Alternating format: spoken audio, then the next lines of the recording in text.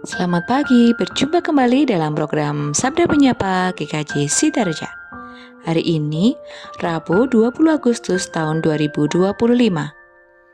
Kita akan membaca bersama firman Tuhan dari Lukas 11 ayat 27 sampai 28 yang demikian.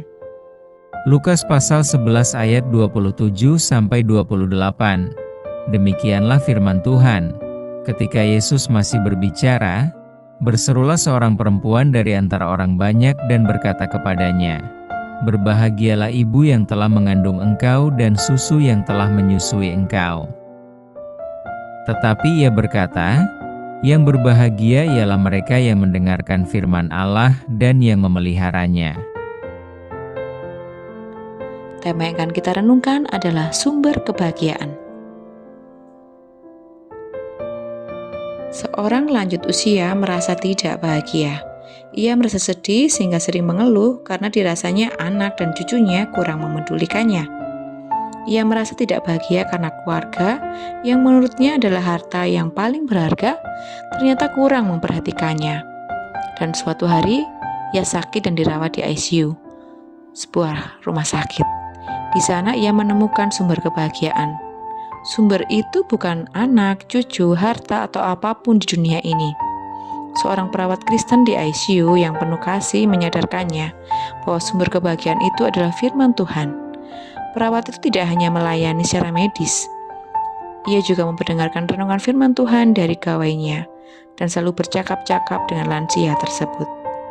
Cara pandang lansia itu mengingatkan kita pada apa yang dipikirkan seorang ibu yang tiba-tiba berteriak kepada Tuhan Yesus dari kerumunan banyak orang pada saat itu, di ayat 27. Menanggapi teriakan tersebut, Tuhan Yesus secara implisit hendak mengatakan bahwa memang benar orang akan berbahagia saat anggota keluarganya melakukan hal-hal yang membanggakan dan menyenangkan hati. Namun yang lebih berbahagia ialah orang yang mendengarkan firman Allah dan memeliharanya. Mendengarkan firman Tuhan dan memeliharanya mengandung 4 arti. Pertama, kita datang kepada Tuhan. Datang kepadanya. Dengan datang kepadanya, kita menikmati hadirat dan kasih Tuhan yang penuh karunia. Damai sejahtera tumbuh dan menguatkan kita dalam menjalani hidup ini. Kedua, membuka telinga dan hati kita untuk diisi dan dikuasai firman Tuhan.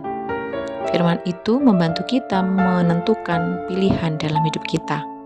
Ketiga, dengan pertolongan Roh Kudus, mari kita merenungkan firman Tuhan dan terus membawa dan berusaha mewujudkan firman itu dalam kehidupan sehari-hari.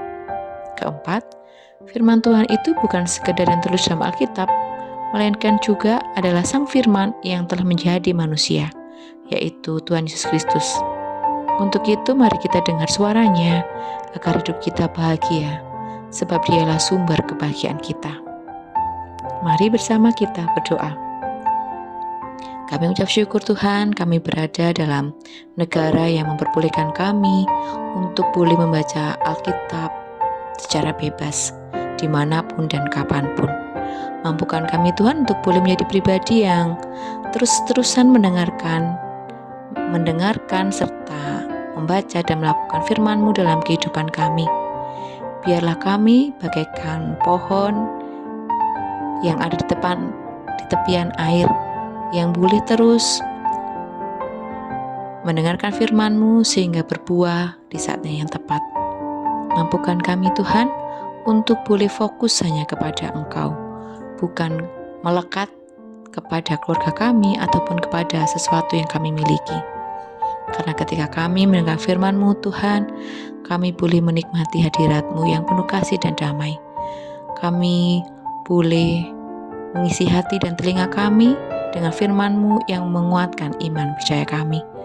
Kami juga boleh terus-terusan mewujudkan firman itu dalam kehidupan kami dengan pertolongan Roh Kudus. Kami yakin dan percaya Tuhan, Kau selalu jagai dan lindungi kami, sehingga iman kami berfokus hanya kepadamu.